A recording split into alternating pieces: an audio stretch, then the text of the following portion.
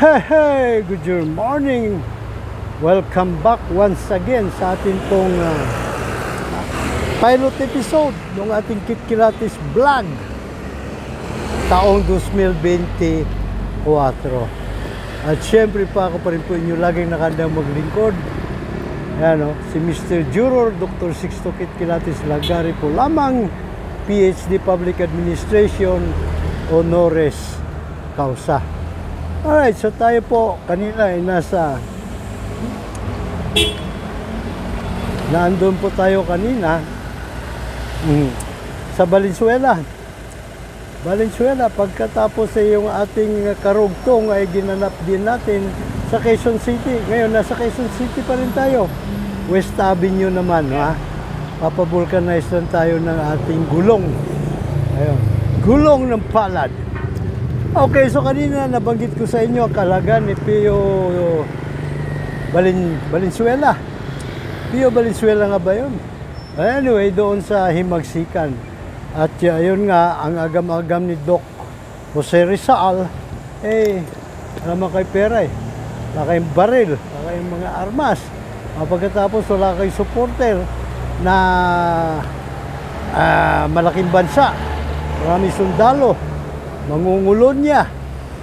Paano kayo mananalo niyan? And so yun din ang sabi sa akin na aking kaibigan patungkol naman dito sa pagtatag ng Partido Soberano Pilipino para maisulong ating mga advokasya. Pangunahin na nga dyan, ipairal sa bansa ang hukumang trial by jury, hukumang pundasyon, hukumang esensya at puso ng demokrasya. Kaya ibig sabihin, kung hindi tayo, wala akong karapatan sa trial by jury ng mga Pilipino, peke ang ating demokrasya. So ang agam-agam na aking kaibigan, sabi mo na, wala mo kayong pinanser Di ba? Kung wala kayong pinanser, abay, paano nyo may tataguyod ang partido? Yun Sabi niya, meron nga dyan, pinupunduhan pa ng katakot-takot na kwarta. Para palaganapin ng isang kamalayan, ang advokasya, pero walang nangyayari. Tama nga naman siya. Ang federalismo ni Digong, 100 milyon ang ibinuhos. Pero kung 100 milyon yan lang sa kalakaran ng politika ngayon, ay wala din binatbat niya. Sisiw na sisiw po yan. So tama nga naman ang aking kaibigan kung ang ating batayan ay kalakaran ng politika sa panahon ngayon.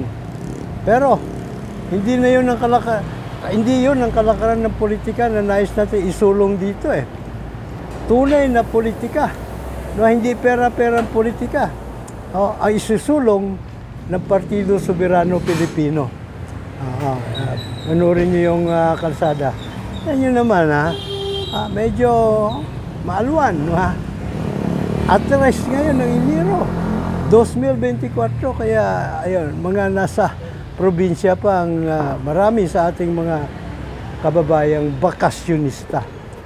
Alright, so sa ating magpapatuloy, okay, ulit ko lang kung kalakaran ng politika sa kasalukuyan, pera-pera, kulang pa 100 milyon. Kasi para ka maging pangulo, bilyon-bilyon ang kakailanganin pang suhol.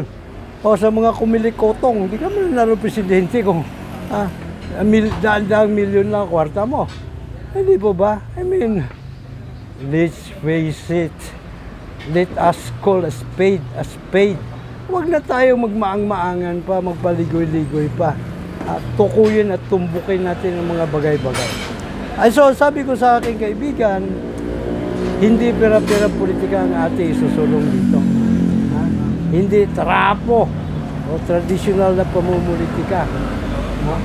Maghihirit tayo ng tulong sa ating mga kababayan, lalo na sa ating mga kaitsapwera.